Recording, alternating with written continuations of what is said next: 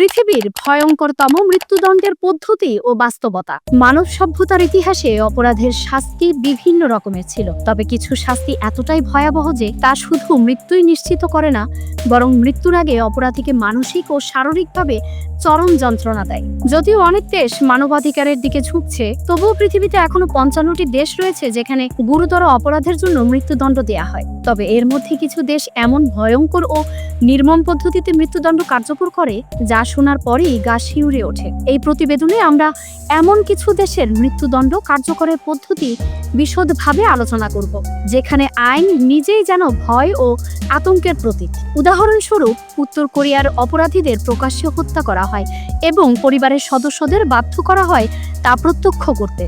Saudi আরবে শিরচ্ছেদের মাধ্যমে মৃত্যুদণ্ড কার্যকর করা হয়, যা একটি নৃশংস ঐতিহ্য বহন করে আসছে। অপরদিকে যুক্তরাষ্ট্রের কিছু রাজ্যে আধুনিক প্রযুক্তি ব্যবহার করে মৃত্যুদণ্ড কার্যকর করা হলেও কিছু পদ্ধতি এখনো বর্বরতার ছাপ বহন করে। যুক্তরাষ্ট্রে প্রতি বছর প্রায় ২০ জন অপরাধীকে মৃত্যুদণ্ড দেওয়া হয়। ২০২৩ সালে এর সংখ্যা ছিল ২৪ জন। তবে দেশটির সব রাজ্যে এই শাস্তি কার্যকর হয় না। বর্তমানে ১১টি রাজ্যে এখনো মৃত্যুদণ্ডের আইন সক্রিয় রয়েছে। গুরুতর অপরাধ যেমন হত্যাকাণ্ড, রাষ্ট্রদ্রোহ, সরকারের গোপন তথ্য ফাঁস, চরম পর্যায়ের মাদক পাচার ইত্যাদির জন্য এই শাস্তি প্রদান করা হয়ে থাকে। মার্কিন যুক্তরাষ্ট্রে ৫টি প্রধান পদ্ধতিতে মৃত্যুদণ্ড কার্যকর করা হয়। ১. লিথাল ইনজেকশন, মারাত্মক ইনজেকশন, সবচেয়ে প্রচলিত পদ্ধতি, যেখানে একাধিক বিষাক্ত রাসায়নিক ইনজেকশনের মাধ্যমে আসামির মৃত্যু হয়। ফায়ারিং স্কোয়াড, গুলি করে হত্যা, ইউটাহ সহ কিছু নির্দিষ্ট রাজ্যে এটি অনুমোদিত। ৩. ফাঁসি, ওয়াশিংটন সহ কিছু রাজ্যে আসামিরা এটি বেছে নিতে পারেন। ৪. ইলেকট্রিক চেয়ার, বিদ্যুৎস্পৃষ্ট করে হত্যা, আলাবামা, ফ্লোরিডা, সাউথ ক্যারোলাইনা ও ভার্জিনিয়ায় এটি এখনো কার্যকর। ৫. গ্যাস চেম্বার, বিশেষ কিছু রাজ্যে এই পদ্ধতি প্রয়োগ করা হয়। মৃত্যুদণ্ড কার্যকরের আগে আসামিদের একটি ডকুমেন্টে সাইন করানো হয়, যেখানে তারা মৃত্যুর পদ্ধতি ও কক্ষ বেছে নিতে পারেন। তবে মৃত্যুর আগের রাতটি সবচেয়ে ভয়াবহ। সাধারণত আসামিরা রাতে ঘুমাতে পারেন না, কারণ তারা জানেন পরদিনই তাদের জীবনের শেষ দিন। সৌদি আরবে মৃত্যুদণ্ড কার্যকরের অন্যতম প্রধান পদ্ধতি শিরচ্ছেদ। প্রকাশ্যে এক বিশাল জনসমাগমের সামনে ধারালো তলোয়ার দিয়ে আসামির শিরচ্ছেদ করা হয়। কিছু ক্ষেত্রে গুলি করেও মৃত্যুদণ্ড কার্যকর করা হয়। চুরির শাস্তি হিসেবে হাত কেটে দেয়া, ব্যভিচার বা রাষ্ট্রদ্রোহিতার জন্য পাথর ছুঁড়ে হত্যা করা ইত্যাদি শাস্তিও এখনও প্রচলিত রয়েছে। উত্তর কোরিয়া, পৃথিবীর মধ্যে সবচেয়ে নিষ্ঠুর মৃত্যুদণ্ডের ব্যবস্থা রয়েছে উত্তর কোরিয়ায়। এখানে খুব সামান্য অপরাধের জন্য মৃত্যুদণ্ড দেয়া হতে পারে।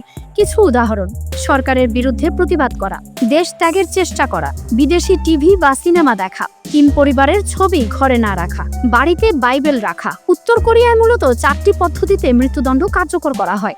১. ফায়ারিং স্কোয়াড, বন্দুকধারী একাধিক সৈন্য একসঙ্গে গুলি চালিয়ে আসামিকে হত্যা করে। ২. শিরচ্ছেদ, ধারালো অস্ত্র দিয়ে মাথা কেটে ফেলা হয়। ৩. ফাঁসি, সাধারণত রাষ্ট্রদ্রোহিতার ক্ষেত্রে প্রয়োগ করা হয়। ৪.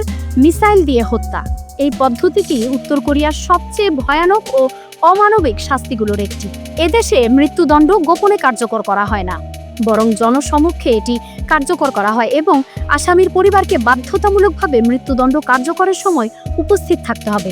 এই নিষ্ঠুরতা মানসিকভাবে আরও বেশি আতঙ্ক সৃষ্টি করে। মৃত্যুদণ্ডের বিষয়টি আইন, ন্যায় বিচার এবং মানবাধিকারের মধ্যে এক বিরোধপূর্ণ বিতর্ক তৈরি করেছে। কিছু দেশ এখনও মৃত্যুদণ্ডকে অপরাধ দমনের কার্যকর উপায় হিসেবে দেখে, অন্যদিকে অনেক দেশ এটিকে নিষ্ঠুর ও অমানবিক হিসেবে মনে করে থাকে এবং আইন থেকে এটি সম্পূর্ণরূপে বিলুপ্ত করার পক্ষে। প্রশ্ন হচ্ছে, মৃত্যুদণ্ড কি আসলেই অপরাধ দমনের কার্যকর ভূমিকা রাখে, নাকি এটি কেবল শাস্তির নামে নিষ্ঠুরতা ও প্রতিশোধের প্রকাশ? গবেষণায় দেখা গেছে, কঠোর শাস্তির ভয় সবসময় অপরাধ প্রতিরোধ করে না, বরং কখনো কখনো এটি অন্য ধরনের অপরাধ বৃদ্ধির কারণ হয়ে দাঁড়ায়। মানবাধিকার সংস্থাগুলো দীর্ঘদিন ধরে দাবি জানিয়ে আসছে বিকল্প শাস্তির ব্যবস্থা থাকা উচিত, যা একদিকে অপরাধীকে সংশোধনের সুযোগ দিবে, অন্যদিকে সমাজের ন্যায় বিচার প্রতিষ্ঠা করবে। তবে মৃত্যুদণ্ড যতদিন বহাল থাকবে, ততদিন এই বিতর্ক চলতেই থাকবে। ন্যায় বিচারের নামে এই শাস্তি কি সত্যিই প্রয়োজন, নাকি এটি সভ্য সমাজের জন্য এক অমোচনীয় কলঙ্ক?